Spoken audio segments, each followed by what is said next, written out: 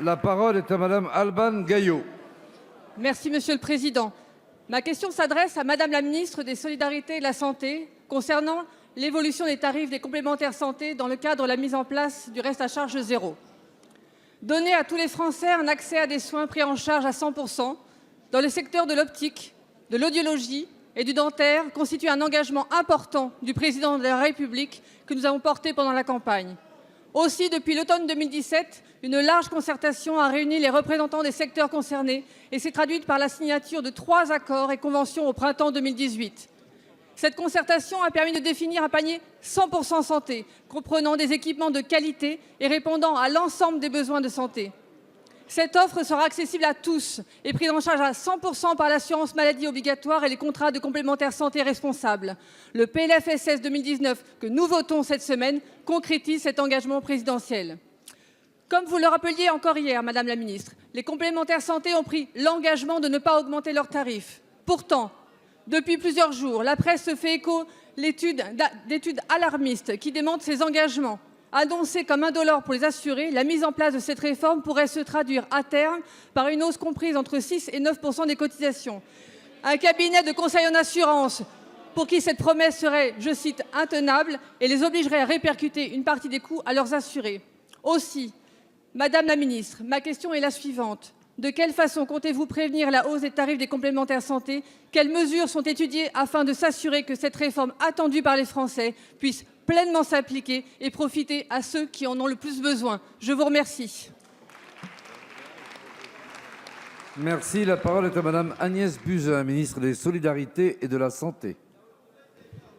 Merci, Monsieur le Président, Mesdames et Messieurs les députés, Madame la députée Alban Gaillot, merci de me donner l'occasion de revenir sur cette réforme majeure, un engagement du Président de la République qui vise à redonner 1 milliard d'euros aux Français sur un angle mort de notre protection sociale, l'accès aux lunettes, aux prothèses auditives et aux dentaires.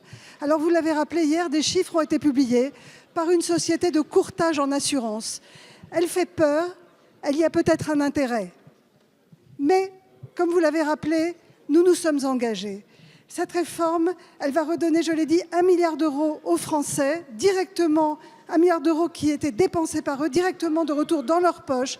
3/4 de ces dépenses vont être absorbées par l'assurance maladie obligatoire, par la sécurité sociale. Nous le voterons dans le PLFSS cette année. Et 1/4 de ces dépenses par les organismes complémentaires.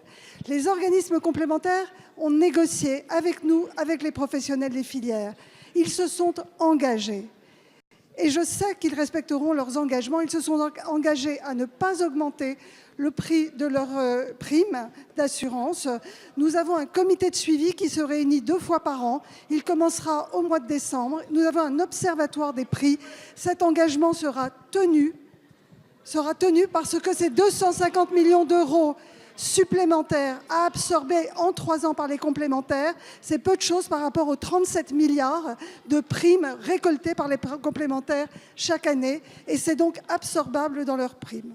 Par ailleurs, nous avons mis en place dans le PLFSS une aide à la complémentaire santé qui va s'appeler la CMU contributive, qui redonnera l'accès à une complémentaire santé pour 3 millions de Français qui aujourd'hui n'y accèdent pas, avec des revenus de moins de 1 000 euros par mois. Ce sera une complémentaire accessible à moins de 1 euro par jour, soit 600 euros de gain de pouvoir d'achat pour un couple de retraités à faible revenu. Je vous remercie. Merci, Madame la Ministre.